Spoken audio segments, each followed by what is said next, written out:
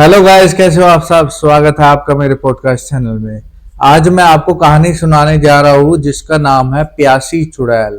तो चलिए बिना किसी देरी के करते हैं स्टार्ट। तो दोस्तों, शाम का समय था। सारे गांव के लोग अपने अपने घरों में लौट रहे थे। सूरज ढल रहा था और आसमान में लाली छा रही थी। वीरेंद्र अपने दोस्त के साथ गांव की मुख्य सड़क पर खड़ा था। यार, तूने सुना है उस पुराने कुएं की कहानी? रघु ने अपने दोस्त से कहा धीमी आवाज में। वीरेंद्र हंस पड़ा। अरे छोड़ यार, ये बकवास की बातें। तुम्हारे जैसे लोग ही इन अफवाहों को फैलाते हैं। रघु जो है गंभीर हो गया। बकवास नहीं है वीरू, वो कुआं अभिशप्त है। कई लोग वहां रात में गए लेकिन सुबह वापस नहीं लौटे, और जो लौटे वह भी कभी पहले जैसे नहीं रहे। वीरेंद्र ने उसकी बातें हंसी में उड़ा दी। डरपोक कहीं का। रघु ने गहरी सांस ली और वीरेंद्र को बोला, अच्छा इतना बहादुर बनता है ना तू, तो ठीक है, आज रात को बहन तो वहां पे तू रुक के दिखा। और वीरेंद्र ने चुनौती स्वीकार कर ली। चल ठीक है साले, देखता हूँ क्या है वहां पे। आज रात मैं वहां अकेला रुकूंगा और तुझे सबूत भी दूंगा। जो तेरी गांड फट रही है ना, ये सारी चीजें बकवास है। फट्टू है तो फट्टू एक नंबर का, और सारी अफवाहें फैलाता जा रहा है। रात के 11:45 हुए थे।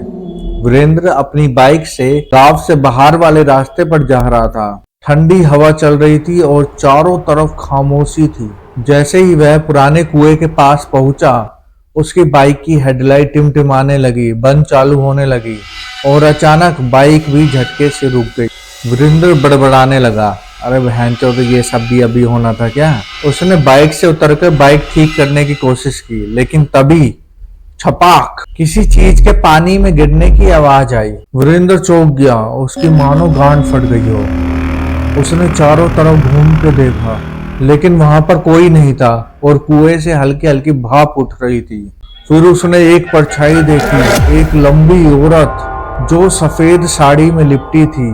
उसके लंबे काले बाल हवा में लहरा रहे थे। पानी चाहिए। वीरेंद्र की तो मानो पूरी तरह से गांड फट गई।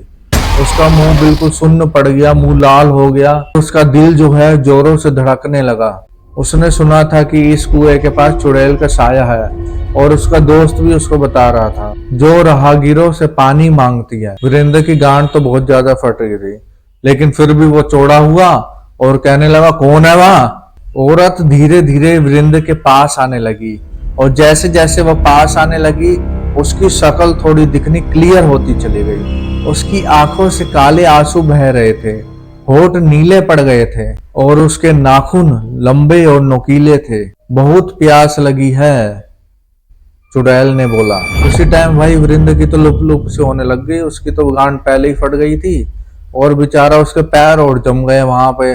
बेचारा भाग ही नहीं पा रहा, और डर के मारे जो है उसके शरीर ने भी साथ छोड़ दिया। भाई शरीर जाम पड़ गया उसका। लेकिन फिर अचानक से उसे होश आया, यह कोई आत्मा है बहन की लोरी। उसने तुरंत ही अपने जेब में हाथ डाला, लेकिन ये क्या, बहन चोद, उसकी तो जेब ही फटी हुई थी।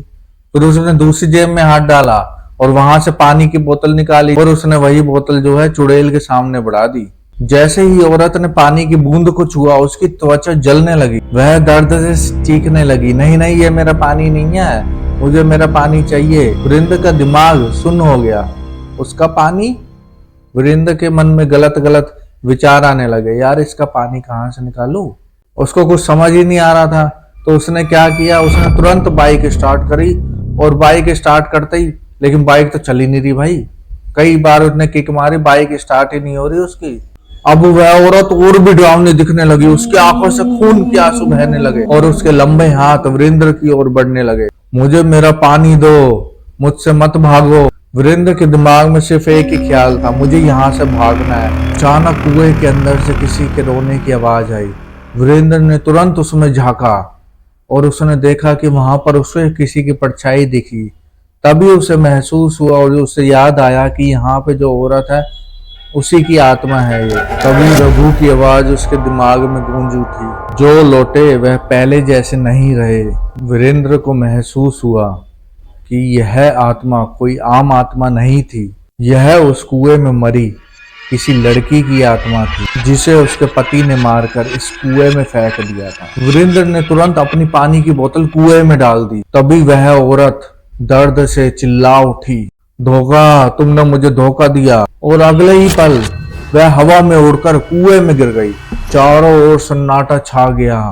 वीरेंद्र का दिल जोरों से धड़कने लगा और गांड तो उसकी पहले ही फटी हुई थी। अगली सुबह गांव वालों ने वीरेंद्र को उस कुएं के पास बेहोश पड़ा हुआ देखा।